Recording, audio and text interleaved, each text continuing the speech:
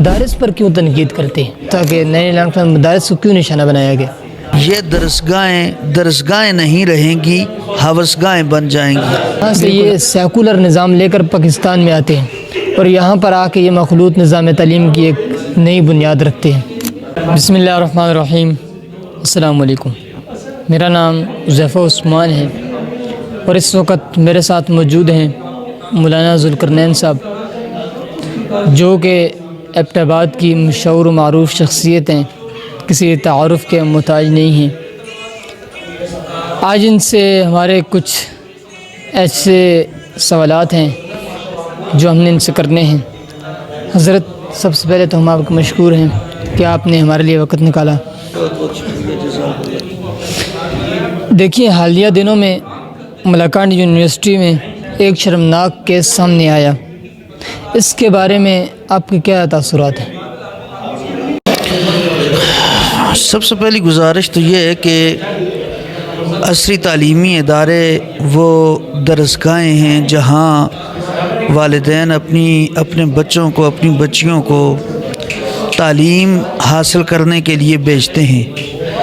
جس طرح کل ملاکنڈ یونیورسٹی میں یہ پرسوں جو واقعہ پیش آیا، اگر اس طرح کے واقعات پیش آنا شروع ہو جائیں تو یقیناً ہمارا نظام تعلیم یا نصاب تعلیم پہلے سے ہی کمزور ہے، اور پھر ایسے جو واقعات ہیں ان کے اپنے اثرات ہوتے ہیں معاشرے پر، تو ظاہر والدین فکر مند ہوں گے، وہ کسی صورت میں اپنی اولادوں کو، اپنے بچوں کو، بچیوں کو ایسی تعلیم گاہوں کی طرف نہیں بھیجیں گے، اور جو بھیجیں گے بھی وہ ایک تشویش میں بہرحال مبتلا رہیں گے۔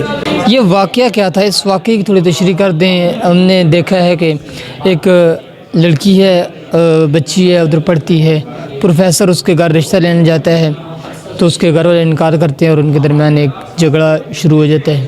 تو اس طرح اس پروفیسر کے فون سے 400 طالبات کی ویڈیوز برآمد ہوئیں۔ تو یہ پروفیسر مسلسل 400 لڑکیوں کو بلیک میل کر رہا تھا، اس کے پیچھے کے کیا راز ہے؟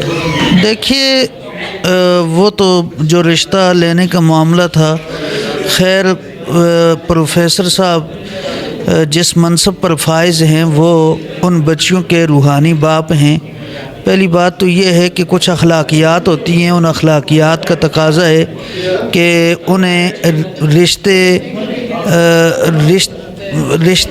رشتے کا پیغام ہی نہیں بھیجنا چاہیے تھا، لیکن اگر انہوں نے بھیج دیا، پھر اس کے بعد انہوں نے جس طرح اس فیملی کو، اس خاندان کو ٹارچر کیا، پھر پولیس کے ذریعے پروفیسر صاحب کو زیر تفتیش رکھا گیا۔ اس دوران ان کے موبائل سے 4000 لڑکیوں کی تصاویر برآمد ہونا، ویڈیوز برآمد ہونا، جی یہ ظاہر ہے یہ اسلامی معاشرے میں یقیناً یہ ایک شرمناک فعل ہے جس کی جتنی بھی مذمت کی جائے کم ہے۔ دیکھیے، ایسا واقعہ پیش آنا کوئی نئی بات نہیں ہے، کوئی نیا پہلو نہیں ہے۔ اس سے پہلے ایسی درجنوں یونیورسٹیاں ہیں جن کی مثالیں ہم پیش کر سکتے ہیں، تو ان میں ایسے واقعات پیش آتے رہے۔ یہ کچھ عرصہ پہلے ایک اور یونیورسٹی کی ایک نازیبا ویڈیو منظر عام پر آئی اور کافی لوگوں نے اس کے بارے میں تاثرات بھی بیان کیے۔ یہ کوئی نئی اس پہ نہیں ہے، لیکن یہ لوگ یونیورسٹیوں کے اپنے مخلوط نظام تعلیم کو نہیں دیکھتے اور اٹھ کر مدارس پر بکواسات شروع کرتے ہیں کہ مدارس میں بچوں پر زیادتی کی جاتی ہے، ان پر تشدد کیا جاتا ہے۔ کیا ان کو اپنے گریبان میں جھانکنا نہیں چاہیے کہ ہمارے اپنے نظام تعلیم میں کیا ہے؟ انہوں نے اپنے غیر اخلاقی جو نظام تعلیم ہے ان کا، مطلب کہ اخلاق کی تربیت ان کے شاید نہیں دی جاتی، اگر دی بھی جاتی ہے وہ بہت کم ہے۔ اصل میں مسئلہ یہ ہے کہ جس طرح آپ نے ابھی ذکر کیا، کچھ عرصہ قبل بہاولپور یونیورسٹی کے حوالے سے ایسے ہی واقعات سامنے آئے، گومل یونیورسٹی کے حوالے سے آئے، سرگودا یونیورسٹی کے حوالے سے آئے، ابھی کوئی 15-20 دن پہلے جی سی یونیورسٹی لاہور کے حوالے سے اس طرح کی باتیں سامنے آئیں، دیگر یونیورسٹیز کی طرف سے اس طرح کی باتیں سامنے آتی رہتی ہیں، دیگر یونیورسٹیز کے حوالے سے بھی اس طرح کی باتیں سامنے آتی رہتی ہیں۔ اصل مسئلہ کیا ہے؟ جب تک ہم اس مسئلے کو نہیں تلاش کریں گے، جب تک ہم اس مرض کو نہیں ڈھونڈیں گے، اس مرض کی تشخیص نہیں کریں گے، تو تب تک کوئی بھی سرگرمی اصلاحات کے حوالے سے کوئی بھی قدم وہ کسی صورت میں بھی مفید ثابت نہیں ہو سکتا۔ وہ کسی نے کہا تھا جوں جوں مرض بڑھتا گیا جوں جوں دوا کی، تو کہنے کا مطلب یہ ہے کہ جب تک اصل مرض کی تشخیص نہیں ہوگی اس وقت تک ہم اس مرض کا علاج نہیں کر سکیں گے۔ تو اصل مرض کیا ہے؟ اصل مرض یہ ہے، دیکھیے حذیفہ صاحب، پہلا مسئلہ یہ ہے کہ ہمارا جو یونیورسٹیوں کا یا عصری تعلیمی اداروں کا جو نظام تعلیم ہے اس میں بہت زیادہ خرابیاں ہیں، لیکن اس کو لنگڑا لولا نظام سے اکثر تعبیر کیا جاتا ہے۔ جی دیکھیے ہمارے ان عصری تعلیمی اداروں میں سب سے بڑی خرابی یہ ہے کہ یہاں ثقافت کے نام پر جو فحاشی بڑھ رہی ہے اس کی روک تھام کے لیے کوئی فکر مند نہیں، کوئی کوشش نہیں ہو رہی۔ اسی طرح کلچر ڈے کے مناسبت سے، اسی طرح کلچر ڈے کے حوالے سے جو دن منائے جاتے ہیں یقیناً وہ بھی فحاشی اور عریانیت کو فروغ دے رہے ہیں۔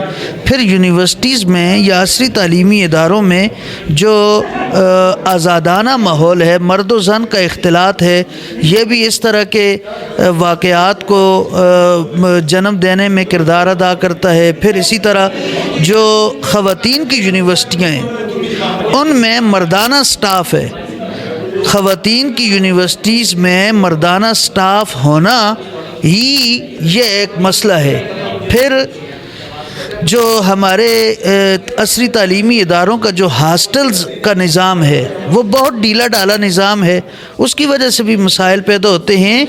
تو یہ بہت ساری خرابیاں ہیں جن کی وجہ سے نوبت یہاں تک پہنچتی ہے اور پھر اس طرح کے کیس سامنے آتے ہیں۔ دیکھیے ہم نے اکثر یہ بھی دیکھا ہے کہ اگر ان کے کسی یونیورسٹی کالج میں ایسا کوئی شرمناک واقعہ اگر پیش آ جائے تو وہ اس کی روک تھام کی بجائے اس کو ساری اپنی توانائیاں اس کو چھپانے میں لگا دیتے ہیں کہ یہ منظر عام پر نہ آ سکے۔ بس یہی مسئلہ ہے کہ جو لوگ یونیورسٹیوں میں ایسی کالی بھیڑیں بیٹھی ہوئی ہیں، جب ان کے حوالے سے اس طرح کی کوئی بات سامنے آتی ہے تو یونیورسٹی کی جو انتظامیہ ہے اس کی ساری کوشش اس بات پر اس حوالے سے ہوتی ہے، اس کی ساری توانائیاں اس بات پر صرف ہو رہی ہوتی ہیں کہ کس طرح ان واقعات کی شدت کو کم کر کے دکھایا جائے یا ان واقعات کو دبایا جائے، میڈیا پر نہ آئیں۔ ظاہر ہے میڈیا پر آتے ہیں تو عوامی رد عمل آتا ہے۔ ایسے موقع پر بجائے اس کے کہ وہ ان واقعات کی شدت کو کم کرنے پر اپنی توانائی ضائع کریں، وہ ان واقعات کی روک تھام کے لیے عملی اقدامات نہیں اٹھاتے، امراض تلاش نہیں کرتے، وجوہات تلاش نہیں کرتے، اس حوالے سے مستقل لائے عمل اختیار نہیں کرتے۔ دیکھیے آپ کی بات بالکل بجا ہے اپنی جگہ، وہ اس پر کوئی لائحہ عمل تیار نہیں کرتے، لیکن اپنی ان کو وہ نہیں ہے، لیکن وہ مدارس پر کیوں تنقید کرتے ہیں؟ مدارس پر شاید اگر وہ تنقید کرتے ہیں تو اس لیے کرتے ہیں کہ چونکہ جو مدارس کا نظام ہے وہ ایک مذہب سے جڑا ہوا نظام ہے، اور ہمارے جو تعلیمی ادارے ہیں، عصری تعلیمی ادارے خاص طور پر، ان کے جو پروفیسر حضرات ہیں یا لیکچررز ہیں یا ان سے جو لوگ تعلیم حاصل کر کے نکلتے ہیں، ان میں اکثریت ان لوگوں کی ہے جو سیکولر ہیں، لبرل ہیں۔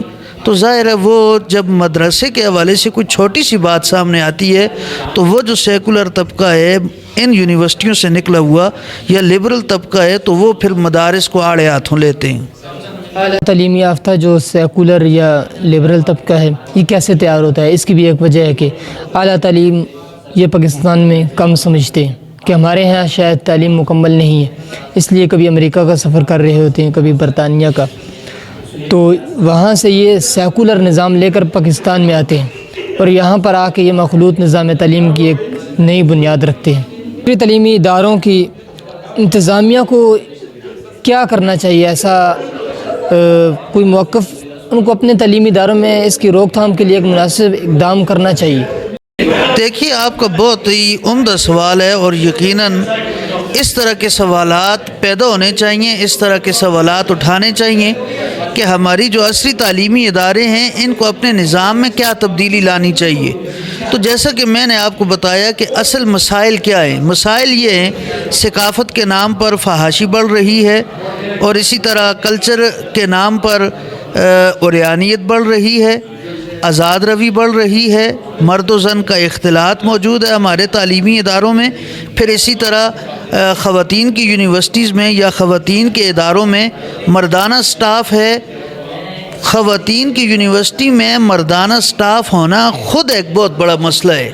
پھر اسی طرح جو ہاسٹلز کا جو نظام ہے، ہم نے دیکھا ہے بہت ڈھیلا ڈالا نظام ہے، کوئی اس پر گرفت نہیں ہے انتظامیہ کی۔ تو یونیورسٹیز کی انتظامیہ کو چاہیے کہ وہ یہ جو امراض ہیں، یہ جو مسائل ہیں، ان مسائل پر قابو پائیں۔ اس طرح کے کیس ہی سامنے نہیں آئیں گے۔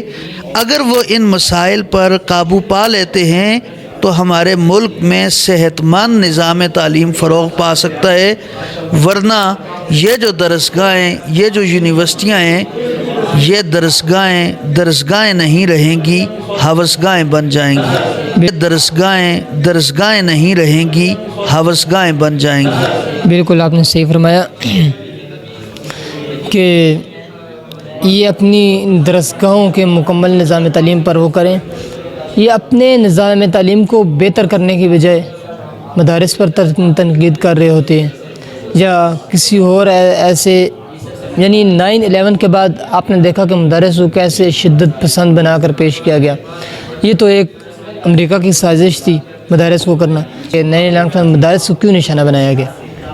دیکھیے، اصل میں 9/11 کے بعد مدارس ضرور پریشر میں آئے اور ان پر بہت زیادہ دباؤ بڑھایا گیا۔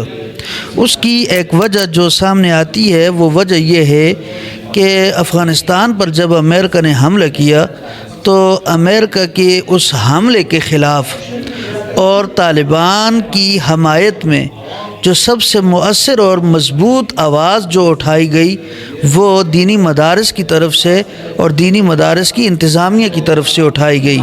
آج بھی آپ اگر دیکھیں تو امریکہ کے خلاف سب سے توانا جو آواز ہے وہ دینی حلقوں کی طرف سے ہی اٹھائی جاتی ہے۔ تو اس لیے 9/11 کے حملوں کے بعد مدارس کو پریشر میں رکھنے کی کوشش کی گئی، یقیناً اس بات میں کوئی شک نہیں ہے۔ دیکھیے، انہوں نے مدارس کو دہشت گردی کا اڈے بھی قرار دیا ہے، وہ اس داڑھی پگڑی کو ایک دہشت گرد بنا کر پیش کرتے ہیں۔